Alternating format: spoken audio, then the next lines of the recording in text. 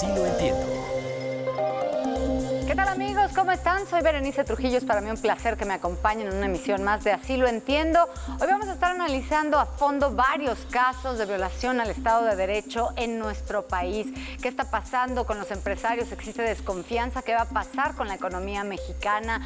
¿Y qué va a pasar con la calificación de Pemex y cómo nos afecta? Todo esto en unos minutitos, así que no se muevan. Recuerden que estamos vía WhatsApp. Está apareciendo ahí, por supuesto, en sus pantallas para que se pongan en contacto con nosotros, nos den sus comentarios y sus opiniones. Ahí las estamos esperando. Regresamos en un minuto, no se muevan.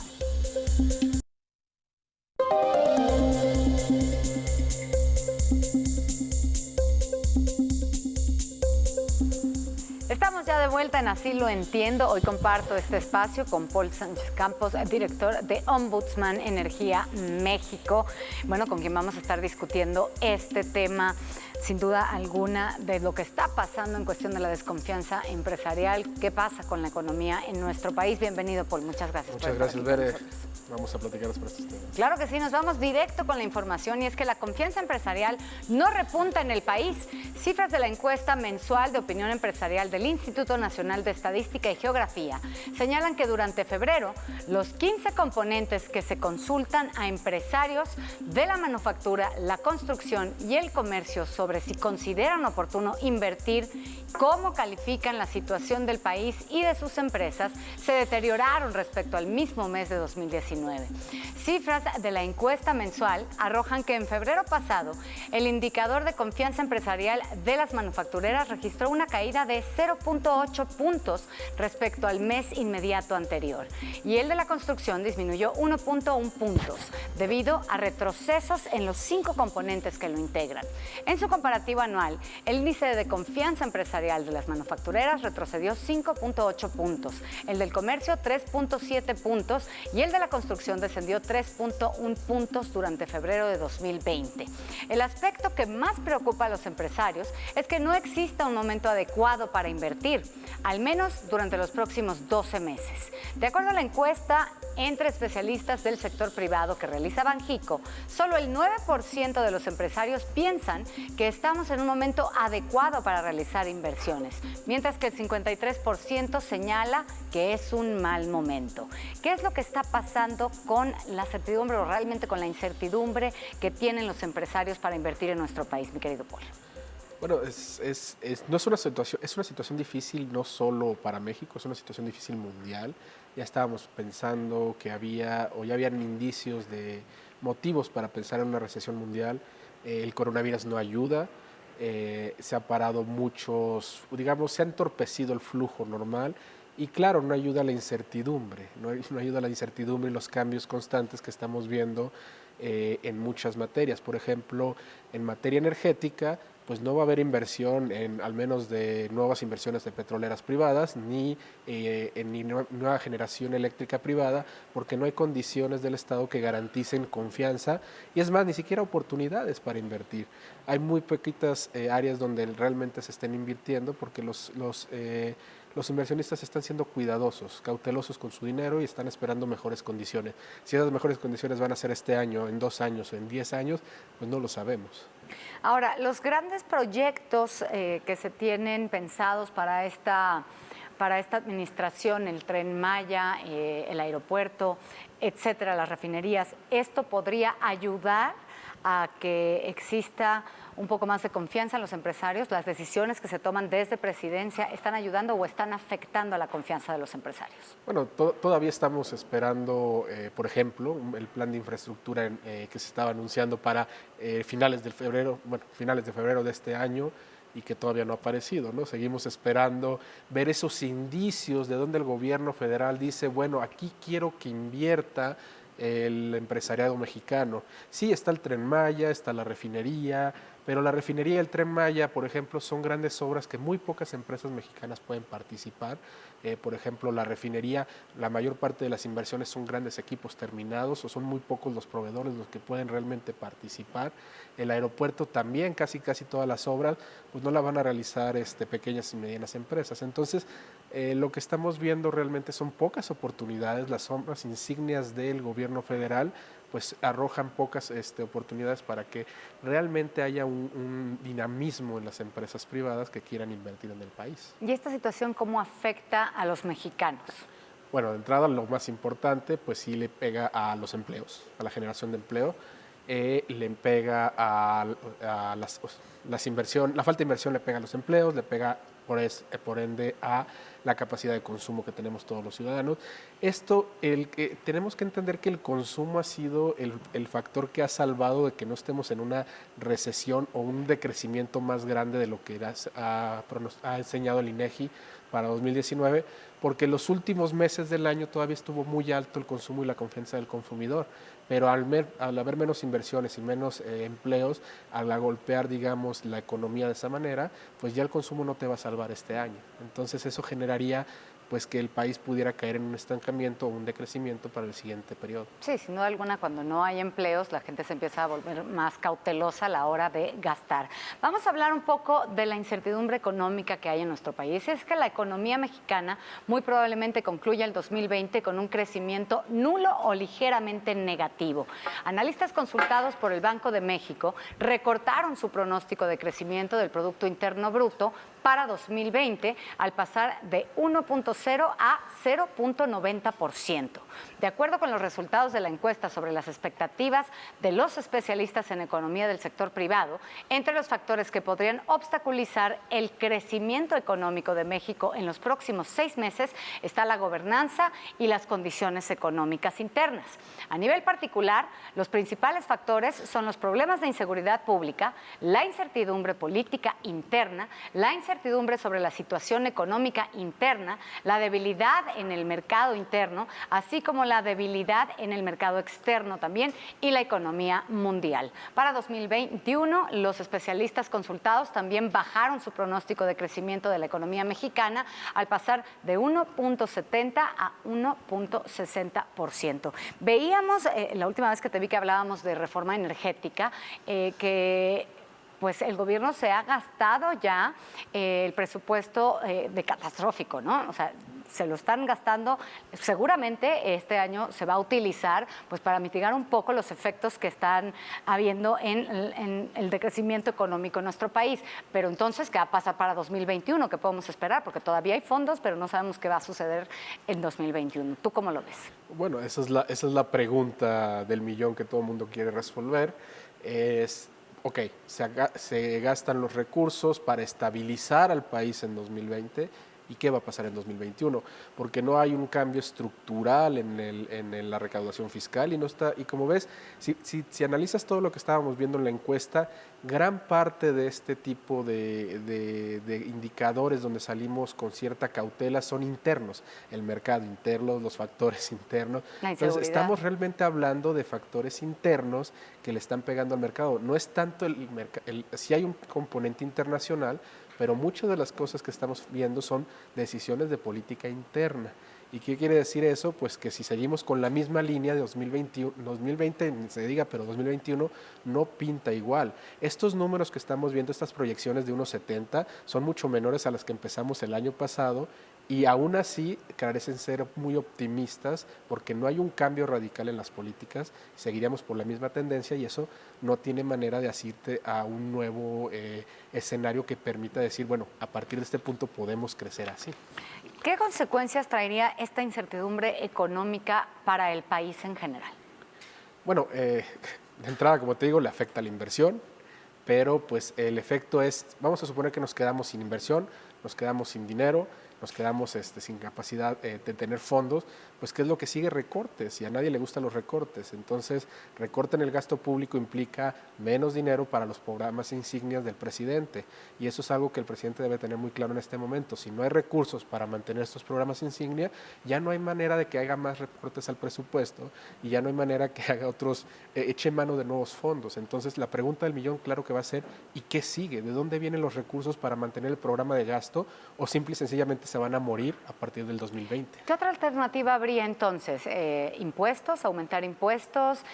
¿A lo mejor otro gasolinazo? ¿Qué otras alternativas hay? Tristemente a nadie le gusta pagar impuestos. Yo creo que o tienes una reforma fiscal de fondo donde se ponga, digamos, como principal eje recaudar al sector informal, donde es donde hay gran parte del recurso no tasado, o bien cambias la manera en que estás, o sea, ya los ajustes fiscales que se ha hecho en esta administración es para reducir al mínimo o exprimir al máximo a los contribuyentes cautivos, a los que ya están.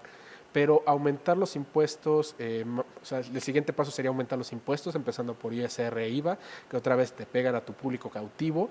Y el tercero, pues claro, es tasar la gasolina, pero estamos hablando de que la gasolina que ahorita cuesta 11 pesos o 12 pesos en la frontera, te la estarían o 14 si quieres, te la estarían tasando de 20 pesos a 22, 23 o 24. Uy.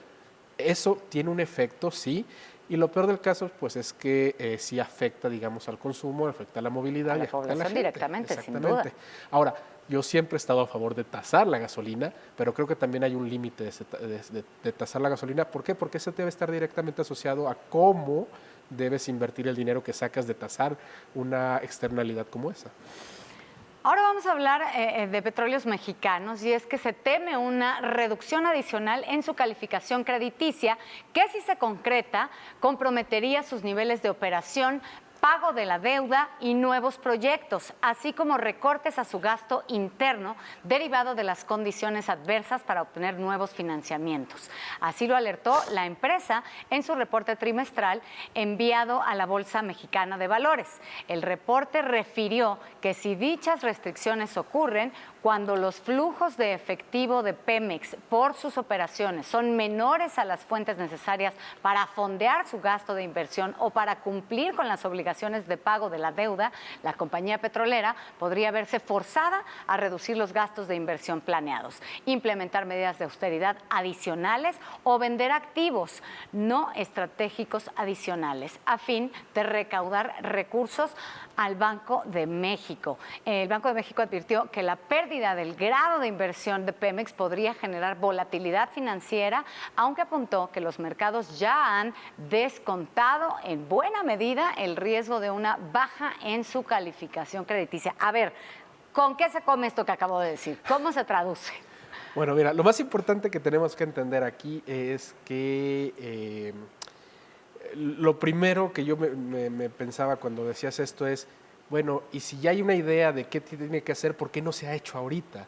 Si ya hay una manera de poder hacer recortes digamos, a cosas que mantienen obesa a la empresa o vender lo que denominan activos no estratégicos, que quién sabe qué es en este momento, ¿por qué no se ha hecho en este momento? O sea, Pemex no puede continuar siendo el Pemex que es decir, tratar de hacer todo y ser malo en varias cosas y eficiente en algunas cosas pequeñas. Mejor dejemos lo que no sabe hacer Pemex o lo que ya no puede hacer y que se concentre en las cosas donde realmente es competitivo y genera valor. El resto de las cosas creo que hay otras áreas y otras empresas que estarían dispuestas a hacerlas. Esa es la primera pregunta que me dio. La segunda, ¿qué tiene que ver que le bajen la calificación a Pemex? Pues lo que pasa es, manda una señal de que Pemex no podría pagar a sus acreedores. Entonces, cuando no puede pagar una empresa, estos, digamos, bonos empiezan a perder valor. Es decir, hay desconfianza, entonces la gente quiere deshacerse de ellos y empiezan a perder pues, valor en el mercado.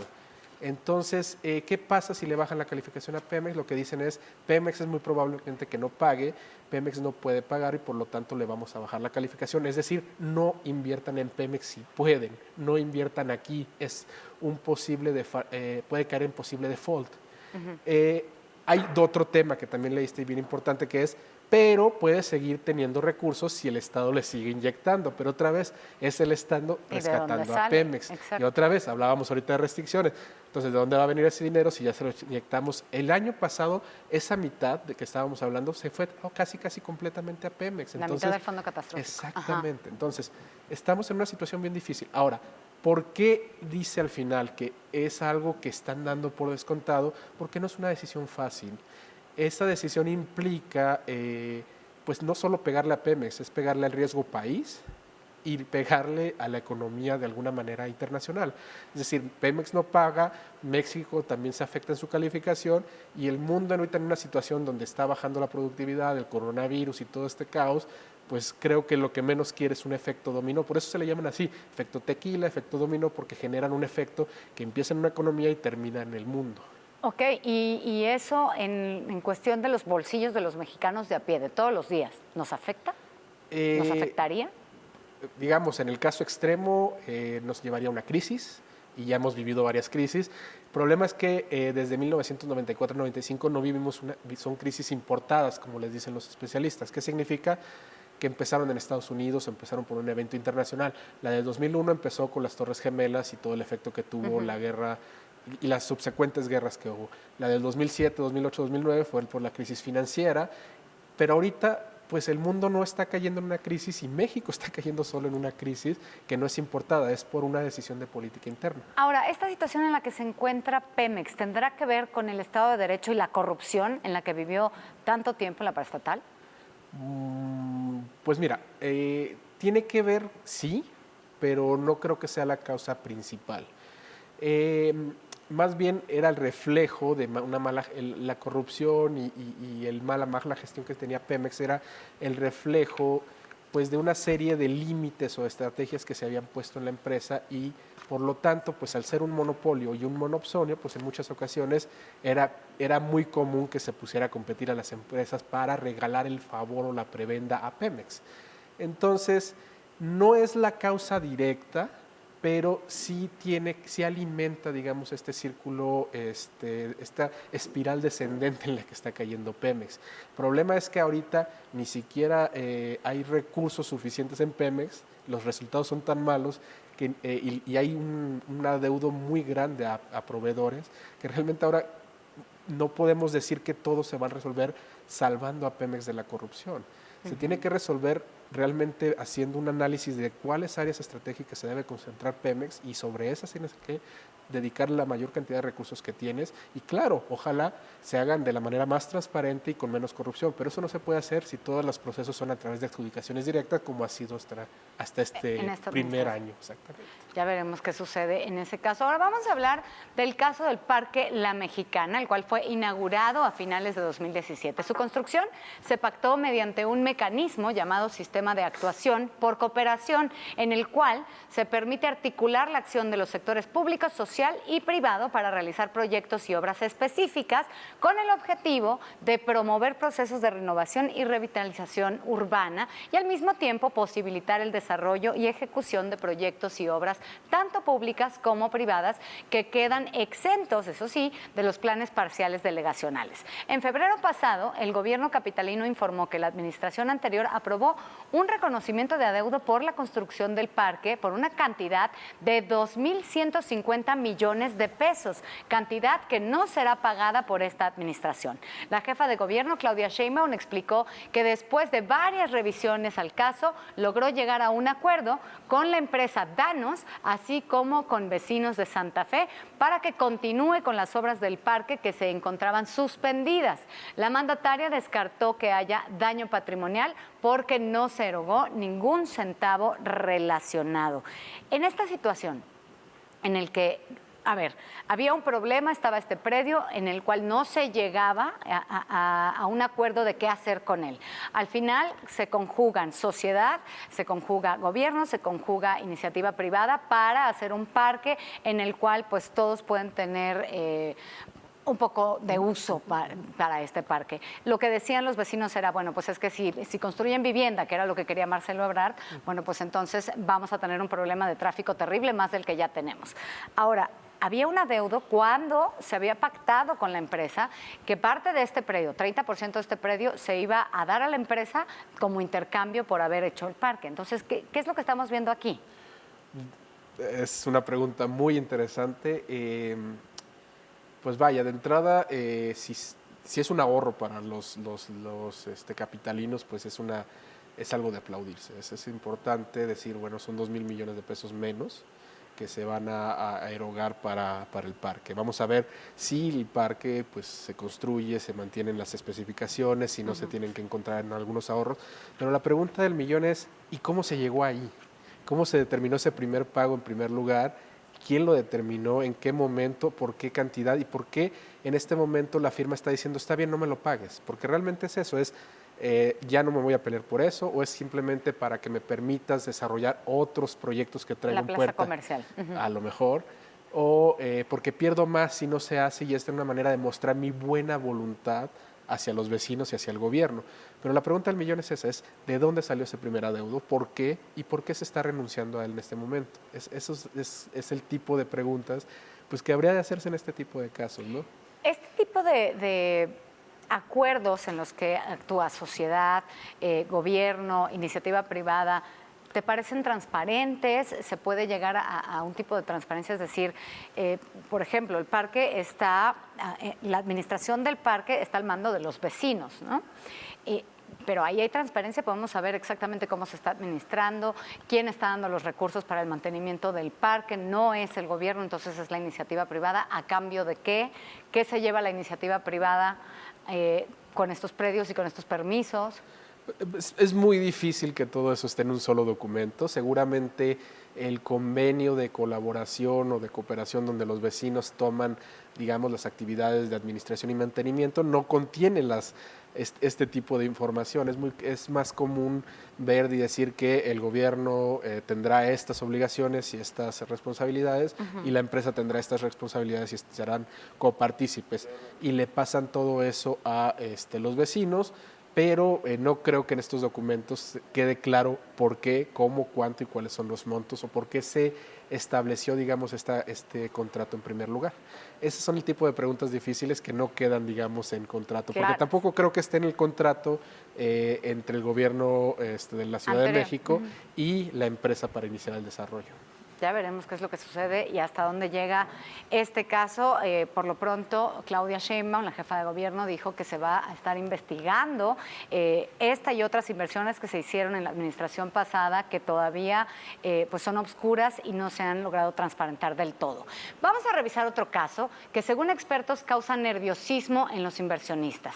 Pemex podría recurrir a mecanismos legales para hacerse del control total del yacimiento Zama, ubicado en Tabasco y disputado por Talos Energy, aunque esto ocasionaría diversos problemas a las finanzas de la petrolera y mandaría un mensaje negativo, sin duda alguna, al sector empresarial. Desde enero pasado, los involucrados sostienen negociaciones para definir quién estará a cargo del campo y cómo será la distribución de la operación si se logra un acuerdo entre la empresa productiva del Estado y Talos Energy. Se realizará una división histórica tanto de su producción, de sus ganancias y de su operación. En caso de que ambas petroleras no alcanzaran un acuerdo, la legislación establece que sea la Secretaría de Energía la que decida quién será el operador del bloque. Bajo esa premisa, expertos en comercio internacional advierten que este tipo de precedentes puede minar los resultados del tratado comercial entre México, Estados Unidos y Canadá, el TEMEC. ¿Cómo ves esta situación, Paul? Bueno, ¿Realmente lo pueden expropiar? ¿Tú crees que no estamos hablando, creo yo, de una expropiación per se. De hecho, lo que pelea Pemex ni siquiera es la propiedad en sí del yacimiento. Lo que Pemex quiere es ser el operador. Recordemos que ya lo dijo Romero Oropeza alguna vez, dice, nosotros podemos ser porque somos más eficientes y tenemos la experiencia, lo cual queda en duda con los resultados que hemos estado viendo y con la historia de Pemex. Realmente es una empresa que, aunque tiene la experiencia para hacerlo, y eso lo puede ser el operador y quizá lo pueda hacer bien, el mensaje de fondo es decir, vamos a extraer petróleo a través de Pemex. Entonces, ¿qué es lo que quiere Talos? Pues quiere el control del área que ganó. Ahora, este proceso es el primero que abre la posibilidad de unificar campos, es decir, hay dos operadores y por el bien del campo no quiero que depreden los recursos, pónganse de acuerdo. El gran problema ahí que yo veo es que la persona encargada, o no la persona encargada, sino la institución encargada de dar el golpe final o de tomar la decisión final es CENER, y CENER no es imparcial en este momento. Sí, sin duda y si no es imparcial en este momento, pues... A ver, ¿por qué no es imparcial? Expliquémosle al Pues público. porque claramente ha dicho la Secretaría de Energía de esta administración que su rol fundamental es darle a Pemex o a las empresas productivas del Estado fortalecerlas y darles un rol preponderante en la política energética nacional. Lo puedes ver en el Plan Nacional de Desarrollo, lo puedes ver en la política, en el PROCENER, en la política de desarrollo de CENER, y en varios documentos donde CENER ha participado lo dice. CFE y Pemex van a ser mis brazos ejecutores de la política nacional. Entonces, de entrada, eso no da una seguridad a una empresa como Talos, que es una empresa extranjera, que ya hizo inversiones, de decir, pues, ¿dónde estoy parado? Pero no es solamente Talos, sino el mensaje que esto le enviaría a todos los empresarios a nivel internacional para poder invertir en nuestro país, ¿cierto? En efecto, mira, ya gastaste, ya tienes una serie de inversiones, pues puede ser que terminen así. Entonces, es complicado. Ya veremos qué es lo que sucede con toda esta situación y con la incertidumbre que existe en el sector empresarial para invertir en nuestro país y cómo nos afecta eso directamente en nuestros bolsillos. Paul, muchísimas gracias por estar aquí. Muchas gracias, Bere. Y bueno, nos vamos contigo, Tania. ¿Qué tenemos hoy en Contrastes? Bere, la pregunta es si la Ciudad de México salió perdiendo económicamente con el Parque La Mexicana, porque hay que decir que se trata de un predio que en los últimos 3 sexenios ha aumentado pues de forma importante su plusvalía, vaya el costo de este terreno. Y bueno, también vamos a analizar qué tantos beneficios deja a la Ciudad de México pues este parque. Quédese con nosotros porque de verdad que va a estar bueno. No se mueva de su lugar, quédese con Tania en Contrastes. Yo me despido y lo espero mañana en punto de las 4 de la tarde con más de Así lo entiendo. Gracias por haberme acompañado.